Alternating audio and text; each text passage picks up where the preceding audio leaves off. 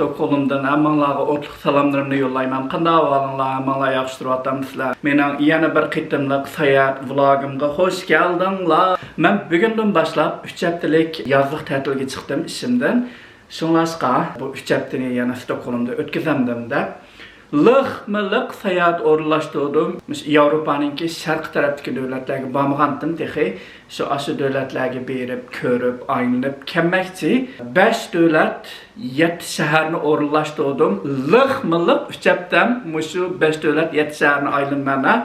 Poyezdlarda, avtobuslarda, hostellarda yetib, naq shu Yevropaning yoshlari mesela backpacking qildi-ku. Naq aslında backpacking qilmayman, men jamoatlimni so'rab yurayman. Ammo aslında 3 hafta shu Yevropaning sharq tarafidagi davlatlarni berib ko'rib kelmoqchi. Men erta yo'lga chiqmoqchi. Bugun nurg'un ishlarni qildim. Ertagandan yoqi, hozir kech kirdi, soat 10 olaydi. Uylarimni tozalabdiman, kir yuvibdiman degandek, narsalarımni yig'ishtiribdiman. Bugun oladek ishlarimni bitirib sayohatga chiqib men naq shu ishlaydigan kunim qaytib kelman sayohatdan. Kelib dam olish yo'q. Naq shu kuni ertaganda qaytib kelman, kechda ishlayman degandek aslınchilik darajada o'rinlashtirdim. Oldingi yili Marokkoga borgandim. Koreya, Yaponiyalarga berib sayohat qildim. Latviya, Estoniyalarga borgandim, Baltiq davlatlardan. Oldingi yili Estoniya bilan Latviyaga borgan chaqda vaqtim yetmay, mana yenidagi Litvaniyaga boramagandim. Shu bu qitimliq sayohatimni Litvaniyaning poytaxti Vilniusdan boshlayman. Vilniusda 2 kun bo'laman. U yerdan avtobusga o'tirib Polshaga o'taman. Polshaning poytaxti Varshavada 3 kun bo'laman. U yerdan poyezdga o'tirib, ikkinchi cho'ng shahri Krakowga boraman. Krakowda 3 kun bo'laman. Krakowdan avtobusga o'tirib yana Slovakiyaning poytaxti Bratislavaga boraman. U yerda 1 kun bo'laman, 2 kun bo'lamanmi bilmayman, rastkapni qilsam. Men bir ay burun planlagan bu sayohatimni shunlashqadir unutib bo'ldim qancha kun bo'lganini. Ba'zi shaharlarda 1 kundan turaman, ba'zi shaharlarda 2 kundan turaman. Ba'zi shaharlarda 3 kundan turaman degandek aslında o'xshamaydi. Shaharningki cho'ng kichikligi qarab, ya'ni ko'radigan yerlariga qarab degandek aslında turaman. Slovakiyaning poytaxti Bratislavadan yana avtobusga o'tirib Sloveniyaning poytaxti Ljubljanaga boraman. U yerda 1 kun yoki 2 kun bo'laman. Ljubljanadan avtobusga o'tirib Kroatiyaning poytaxti Zagrebga kiribman. Zagrebda balkim 1-2 kun bo'lishi mumkin. U yerdan uning Kroatiyaningki eng dangliq shaharlarining biri bo'lgan Yevropaliklar sayohat qilishni eng yaxshi ko'radigan Dubrovnikka boraman. Eng janubida Kroatiyaningki Game of Thrones'ningki ba'zi ko'rinishlarni shu shaharda satgan. Eng oxirgi bir haftamning sayohatimningki shu shaharga kelib qo'ydim va ashning atrofiga kelib qo'ydim. Bu shahar dengiz bo'yida, oftobga qoqilinib, dengiz suyida cho'milib degandek payzi dengiz soyilariga berib, ashada dam olib, bir haftamni ashundoq o'tkazishga plan qildim. Shunlashqa oldingi 2 haftam shu shahardan shaharga ashundoq o'tdi sayohat qilib, shu mushundoq o'rinlashtirdim 3 haftalik sayohatimni. Hozir narslarimni biroq yig'ishtirib, tayyorlig'im bitib qoldi. Ertagan qopib, nashlig'imni qilib, o'til aeroportga bormoqchi degandek. Onda biz sayohatimizni boshlab ketamiz. Bu jarayonni butun hammasini vlog qilib tortaman, xotirlab ma'man albatta bunda sayohatlarimni. özümgimi bir əslimilə olub qaldı, sonrasqa xatırlaşını yaxşı görmən. Qanda işlər yüz berdi həyatımda, heç bilməyəm. Həyatımki qızıqsanlar, vloglarımı görünlər deyəndək. Xeyirli səhər ballar, mən hazır tayarlığımda bitərdim, hazır öydən çıxmaqçı. Mən azraq keçikib qaldım. Sonrasqa hazır dərhal aeroportqa berib aeroportu görüşəylik.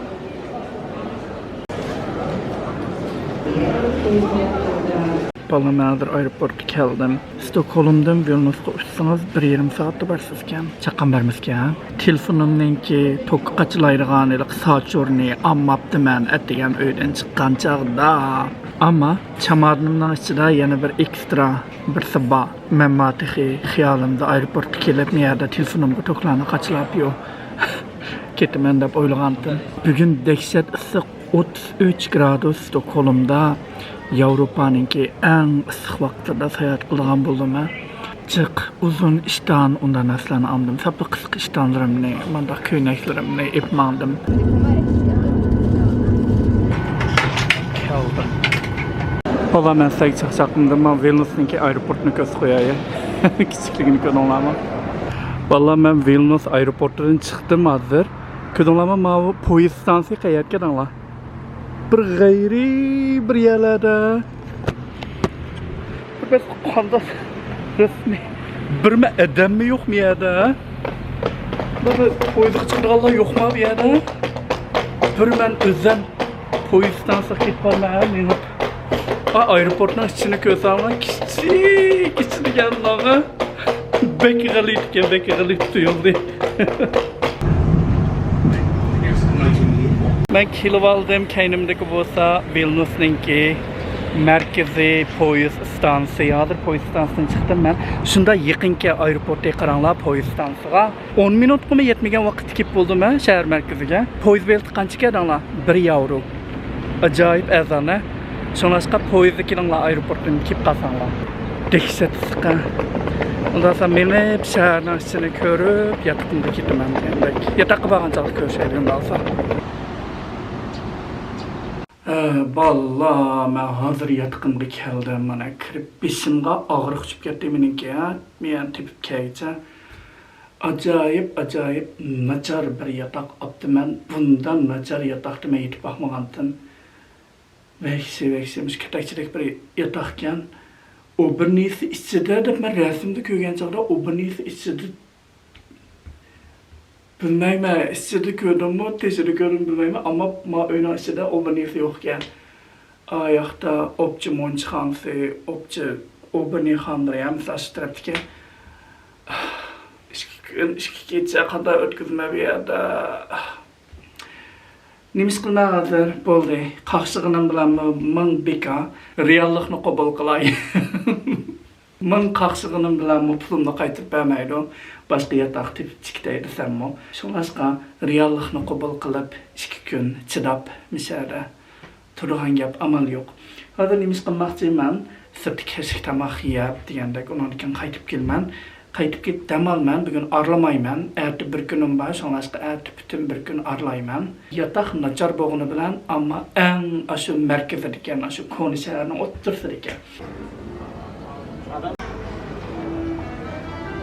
Şapkamni kiymedim, monchoqimni tushmadim kelib deganman. Chiqsamda naq bozor bo'lgan ko'chasiga. Ma ko'chasini ko'rib qo'ya kendimga. Ko'raman. Vallahi ma bizning vatanning keliqi pechenlar emasmi? O, qarang, shakar pechenlar ekan yerda. Vallahi men Talla bozori topdim. Suvlarimni oldim, yemak-ichmakimni oldim. Ammo men atrofdan yaxshi bir restoran topamadim men yeydigan. Shuni qarsam bir o'zbeklarning bir restorani bor ekan. Hozir men o'sha o'zbeklarning restoraniga ketib borman. O'zbekcha tamoq yeb kelamiz. Vallahi men 15 minut menib oxiri keldim o'zbek restoraniga. Bek degan restoranga. Qosqim ichib tartib qilaydi mening.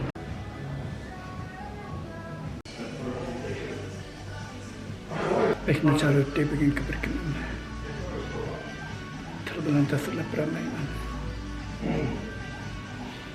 Va oshxona ichida havodan shuvish yo'q ekan.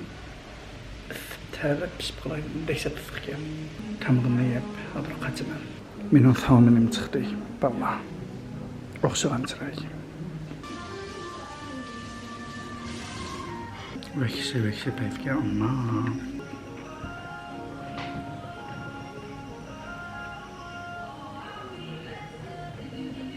Ballar tamağımını yiyip çıktım. Restoranın içinin ıssıqlığını, bir çilek suni beşimden kuyuvatgandek aşındaq talep ketdim ben onun içinde. Dehşet ama tamaqları bek oxşaydı ki. Şundan razı buldum tamaqlardan.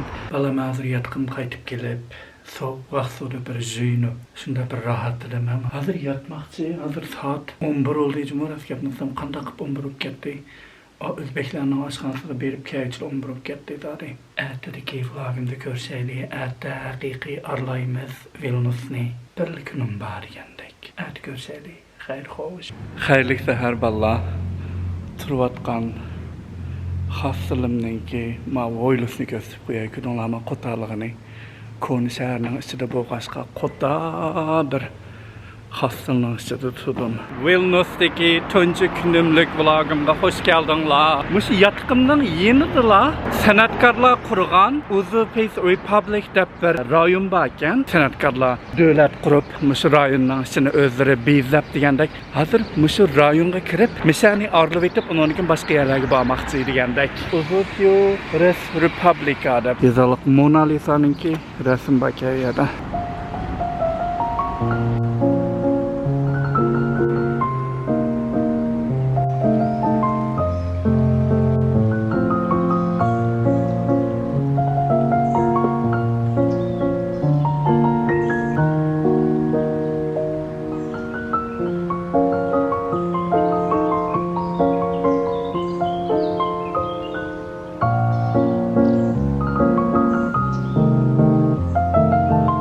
Valla mavilikı Tibetlerninki, Budda dinininki ilgindek bir manda çögültüdüğün näse emes do xatlarga qarasam Tibetçide qıp durdu. Manda nasip aldım yerden. Meni çögültüytay, dualarını qıtay, mening tenimni salomat qilgin, meni baxtli qilgin, meni millioner qilvatgin, millioner. Ma müşkninki valla qulug'ida olqisi bor ekan ko'ringlarmi? Valla men bu ayrılayotgan bu Uzupis degan bu rayonni mensak azroq bir tushuntirib o'tay. Uzupisning ma'nosi daryoning o'qiti degan ma'nosi bor ekan. Abiyam ko'rgan kichik o'stan bog'i, shu o'stanninki o'qiti degan ma'noda ekan. Bu burun mushu namratlar turadigan yer ekan to'q. Jamiyatninki eng tuman qatlamida yashaydiganlar yig'ilib turadigan bir rayon ekan to'q. Ya'ni 2 Dunyo urushidan burun bu yerda yahudilar ko'p o'ltiraqlashib Toğan kenar keyin o'zinglar bo'lsa 2 Dunyo urushida Yahudilarni bu yerdan qo'g'lab chiqarib, Yahudilarning soni keyin aziyib ketgan ekan. O'zinglar bilguninglardek bu davlatni Sovet ittifoqi besib olgan keyin uzoq mezgil shu Sovet ittifoqininki mustamlika ostida yashagan. Shu Sovet ittifoqi vaqtida bu rayon tashlanib etilgan, asos jihatdan 1990-yili shu Litvaniya mustaqil bo'lgandan keyin bu rayonlarga odamlar ko'chib kelib, undan keyin uylarni yasab, bu yerga kelganda remont qilib, ko'paraki san'atkorlar ko'chib kelib, yozuvchilar, shoirlar, rassomlar deganda har xil san'atkorlar ko'chib kelib bu yerga o'ltiraqlashgan. Shunga bu rayon san'atkorlarninki rayoni bo'lgan. Keyin undan shu 1997-yili 4-oyning 1-kuni, 4-oyning 1-kuni odam aldash bayramiga odatda shu kuni san'atkorlar bu rayonni o'zlari jakarlab shundaq bir davlat qurib chiqqan, Uzupis Republic deb bir davlat qurib chiqqan, o'zininki qonunlarini e'lon qilib degandek. Shunaq bir hayot bir rayonga aylangan keyin bu rayon. Shuna umoq payz bir rayonga hozir arlab chiqdim ichini. Har bir davrning, millatning yoki davlatning o'ziga xos bo'lgan go'zal san'at uslubi bo'ladi. G'arb san'ati bo'lsa, qadimki Gretsiyada burun borliqqa kelgan. Ammo qadimki Gretsiya go'zal san'at uslubi g'arb san'atiga asos solgan va go'zallik o'lchimini o'rnatgan bo'lg'achqa, g'arb san'ati qadimki Gretsiyadan boshlangan desak ham bo'ladi. 2800 yillik tarixi bor. Nimishqi Yevropada barliqqa kelgan nurg'un go'zal san'at uslublari bir millat yoki davlatga tava bo'lmay, shu davrda yashagan Yevropaliklarga tava bo'lgan. Buning asosli sabablari Yevropaliklar asrlardan beri o'rtaq bir dinga e'tiqod qilgan, va latinchani uzoq mezgil o'rtaq til qilib ishlatgan san'atkorlar va qo'l hunarvanlar shahar va davlat otlab xizmat qilgan va davlatlararo siyosiy nikohlashish va imperiyalarning kengayishi degandek shundoq nurg'un sabablar tufayli Yevropada barliqqa kelgan go'zal san'at uslublari Yevropaning hamma yeriga tarqab, hamma millat va davlatlar o'rtaq ishlatib kelgan bo'lg'ashqa, shunglashqa bu san'at uslublari g'arb san'ati deb atalib, butun Yevropaliklarga tava bo'lgan. Nimishqi vlogimda tuyuqsiz bu g'arb san'atidan so'z ochib qoldim deganda, bu Yevropani aynib sayohat qilsangiz, bu go'zal san'at ismlari bekchiq uchraydi. Siz muzeylarni aralagan chog'da, yo bo'lmasa bir imoratlarni ko'rgan chog'da, bir ordularga kirgan chog'da, chirkovlarga kirgan chog'da, bu davrlarda barliqqa kelgan bu go'zal san'at uslublarini bekchiq uchirsiz. 11-asrda barliqqa kelgan gothic uslubi bo'lamdi, yo bo'lmasa 14-asrdagi Renessans davrida barliqqa kelgan Renessans uslubi bo'lamdi. 16-asrda barliqqa kelgan barok uslubi bo'lamdi. Keyin rokoko deb, undan keyin neoclassicism, romanticism, impressionism degandek nurg'un shundoq go'zal san'at uslublarini uchirtisiz. Bugun vlogimda shunda oddiy qilib so'zlab o'tib ketay, chunki men arlayotgan chirkov bo'lsa 14-asrda Gothic uslubida silingan chirkov ekan. Gothic uslubi 11-asrdan 16-asrgacha Yevropada gullanib tarqalgan bir go'zal san'at va madaniyat uslubi. Bu xil uslub binokorlik, rassomchilik, haykaltarashchilik, adabiyot va qo'lyozma qatorliq nurg'un shundoq uslublarga ayrilgan. Gothic uslubining binokorlik aloyidliklari bo'lsa, egiz osmonga taqashgan tik uchi ushliq munorlar, cho'ng rangli derazalari, har xil tashlarda o'yilgan haykallar, insonga bir xil hayvatlik va sirliq hissiyot berganligi uchun Yevropadagi nurg'un chirkovlar shu Gothic uslubida qurilgan. Ammo kun chidog'isiz isib ketdi ya. Hozir men darhol bir do'kon tepib suv olaman. Optopga chiqsingizlar, mush mingingizning kayniga bir og'riq tushdi va ving masxda. Ikki botolka olay. To'xtamay suv ichamiz.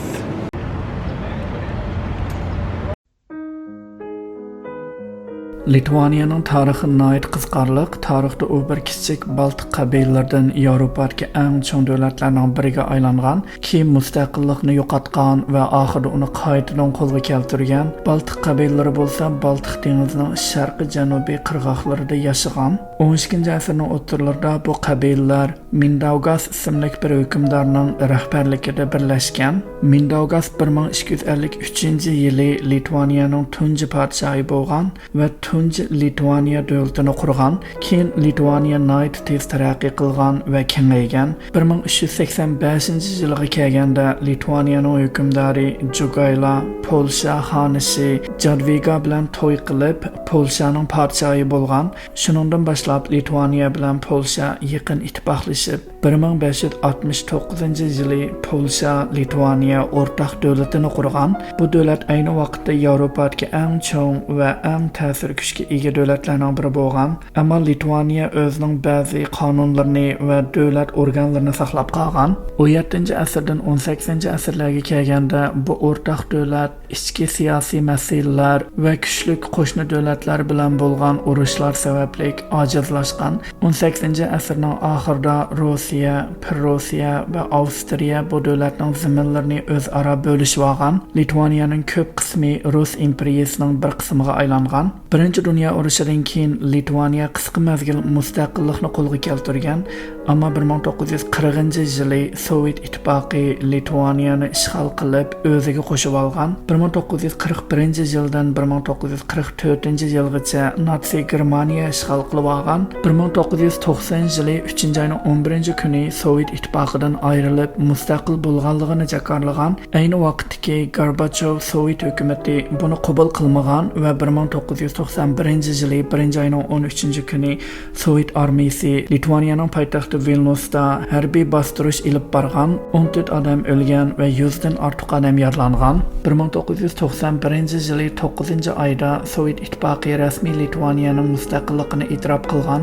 1991-yili 12-oyning 26-kuni Sovet ittifoqi rasmiy parchalangan. Baltik davlatlaridan bo'lgan Estoniya, Latviya va Litvaniya birinchi bo'lib Sovet ittifoqi ittifoqidan mustaqil bo'lib chiqayotgan davlatlar Litvaniya 2004-yili Yevropa ittifoqiga qitilgan.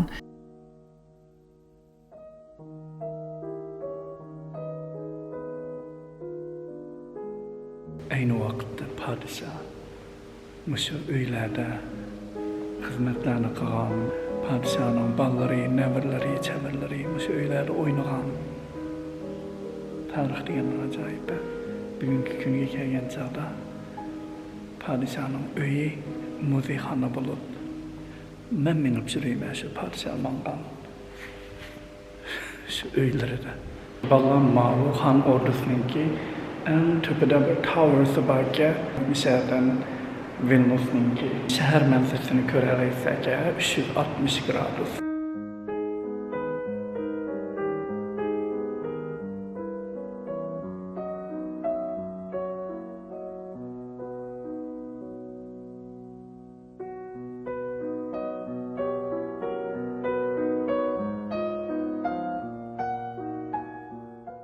Kuni shaharning muzeyxonani orlab chiqishga soat 1 ketibdi. Qo'sqim ochdi. Keynimdala KFC borga. Boshqa oshxona raskatni qilsam dedim, topaman bo'ldi KFC yemak kirib. KFCning ichiga kirganimga ming pushaymon qildim. Tekshirib issiqga havo tengshish degan narsa yo'q. Chicken burger oldim. Undan hot wings oldim degandek. Balla jinimni tikib qo'yib arlayapman hamma issiqlarda. Chaqchaqimidim. Onun üstüge şehir içi tarqaq ekanchu. U yerdan bu yerga tuzak ko'rdigan yerlarimi pek ilk bir yerga markazlashmagan. Minutda tug'tayolmaysiz ekan. U rayondan bu rayonga berib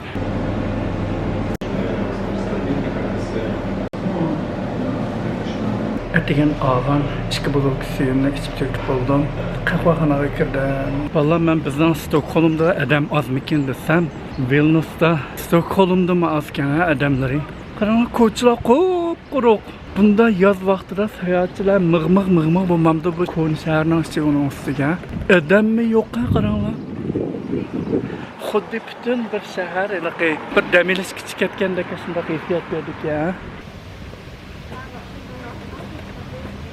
Bir tağın töpüde bir munar var ekan, eng dağlıq yer ekan, şu Vilnius'ninki. Eşek hazır çıkay desem ölgürek issiq uya hazır. Qaq aptapda hazır men aşı sayılı bolsa şunda yerlerini tanlap menyapman.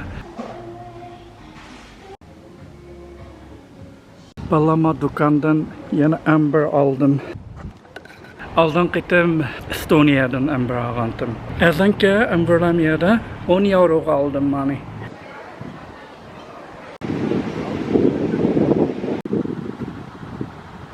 Allah, çıkıp barmaya bunların tepeye. Cinim çıkıp kaldı. Makinimdeki manzarını gösterip koyuyor çırağlıqlarını. Kırılama Vilnius'ninki mavu zamanıvi şehir tarafı. Balla ben çıktım. 7 Minas Tower. Vilnius küçük mike balla, karanla. Mavu yeni şehir tarafı iken. Madderyaninki Maçeti koni şehir tarafı. Şu Vilnius mana 7 Minas qal'asi ya. Bütün Vilnius'ninki şehir manzarasini 360 gradus ko'ralaysiz. Bek chiroyli ekan.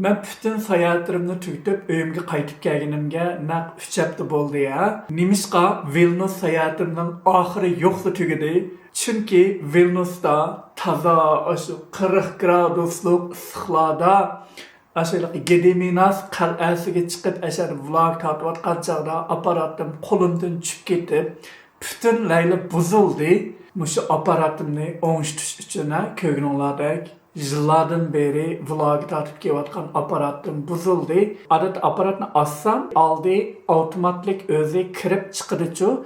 So'nglashqa mishunda petil yerga tushib ketgan bo'lg'ashqa Miserdeki bir yerden çatak çıktı. Vilnius'taki bir düştün ki o aparatxandan bu aparatxanga aparatımda oңuştuş bilen ötdi raskepni qısam.